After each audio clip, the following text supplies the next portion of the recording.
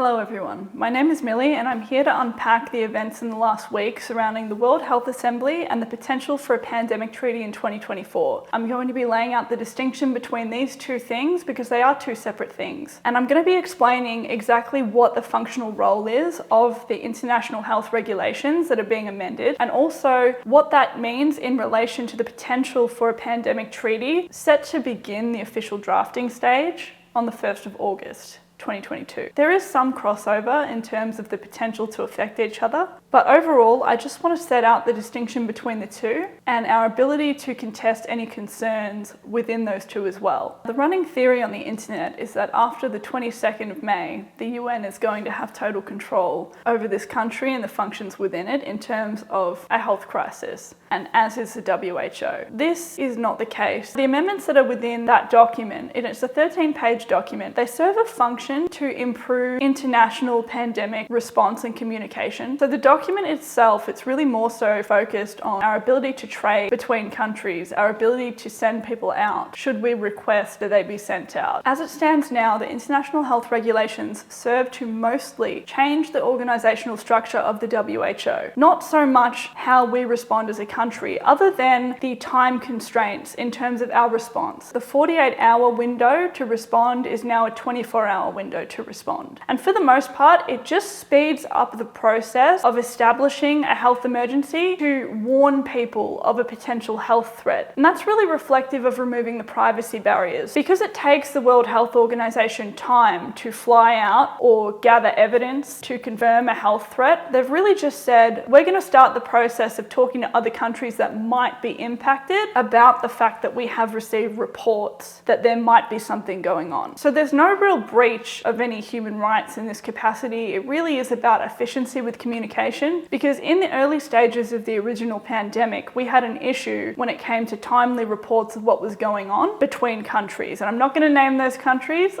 but when you think about the epicenter of the original problem, it starts to make sense as to why they would want to speed things up a bit. So when you look at the intended purpose of the amendments, it makes sense that people would want to improve that process, and you can't really argue that anything within that is sinister. The amendments are very consistent from top to bottom. There's no language used that reflects any mandatory nature of these agreements. It very much is the same where our country can request services from the WHO, but we can also reject them as well. So it remains unchanged in that capacity. But what has changed in terms of what may be a potential concern is really the WHO's ability to declare a public health emergency of international concern. And I can see the intended purpose within the document, but when it comes to the process of ratifying such an agreement, it is something we would want to be on alert for as we go to push things through our parliament that reflect these. The issue is that it's not very clear in terms of whether or not we can end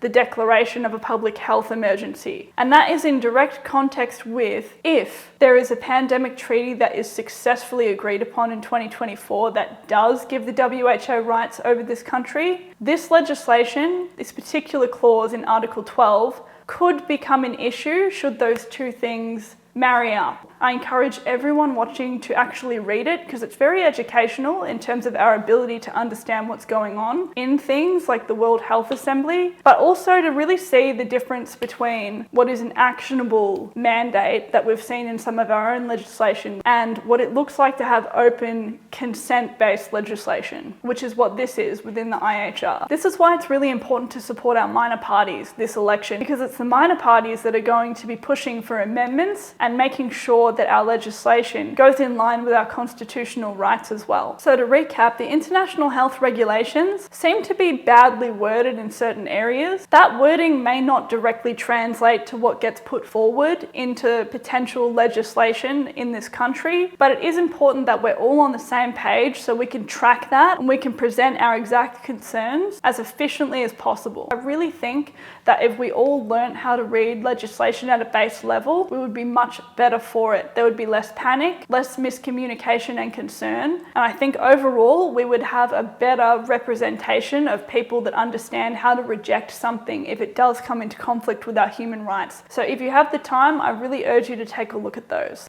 Moving on to the pandemic treaty. Now, this is due to begin its drafting phase officially on August 1st. They've got proposed things that they want to put into a draft. They haven't quite finalised it and narrowed it down into a first draft, but the process is really August 1st. I'm not sure when we will get to see a first draft of what is proposed within this pandemic treaty, but we can't really go commenting on what is within it when we don't actually know, and that's the issue here. But what we can do is say, under no circumstances do we agree to let any external organisation internationally interfere with what happens on Australian soil. And that needs to be the base level messaging, because when we start to go into theories about what they may do in the event that there is a pandemic treaty, we lose credibility because we have no current evidence to back up our claims. And this is where assessing things as they arise comes into play, and providing supporting evidence also comes into play as well. Now, I saw the videos where Scott Morrison expressed support for the WHO having further powers over how this country operates. I also saw Anthony Albanese go in favour of it as well. Their opinions are irrelevant to what happens within our democratic system. And I believe Scott Morrison misused the word power, because that power cannot so easily be bestowed to another organisation. That's a very long and lengthy process that isn't actually up to him. If there was anything sinister within this pandemic treaty of 2024, and we don't know that yet, but if there were, it would still be upheld to basic democratic principles, which means that it has to pass the lower house and the upper house to be introduced to law. If the pandemic treaty is in conflict with our constitution or our human rights, which it would be if we were to say that we want the WHO to have authority over this country, then that's a situation where we the people get to decide via referendum. To pass anything through a referendum successfully, you need the majority of people within the country to be in favour of it. But not just that, you also need the double majority, which means the majority of states and territories have to have the majority of people within them in support of that. So if we are outnumbered in terms of states and territories that disagree with any given piece of legislation that conflicts with our constitutional rights, it will not be successfully passed through. On this premise alone, it is extraordinarily difficult for the government to pass any legislation in conflict with our constitution, and they would have a very difficult time convincing the majority of Australians to cede our sovereignty to an external organisation. So far, the main source of corruption within our democratic system exists under emergency legislation, and it's important to remember that when we think about what that looks like in contrast with introducing permanent legislation that may override our constitutional rights. The emergency legislation in force now seeks to pause them. If you haven't read the Biosecurity Act of 2015, I encourage you to do so, because it is the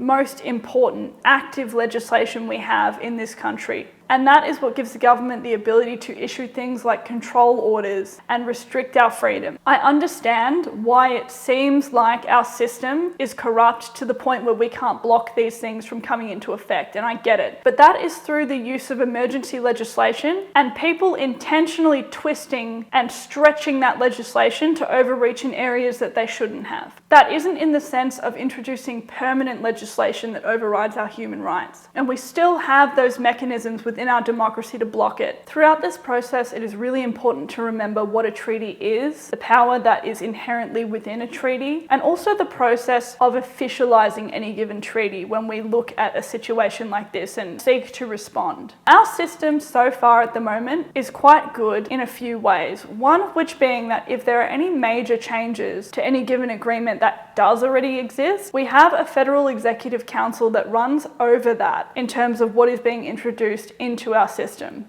After the 2-year-long headache, you would think that our democracy is already in the toilet and that there's nothing we can do, but it's not true. It's all based behind the word emergency, and that's how they twist things and get away with certain concepts. And that is where I think this gets dangerous, because if we have people that believe there's nothing we can do, there will be nothing that we do.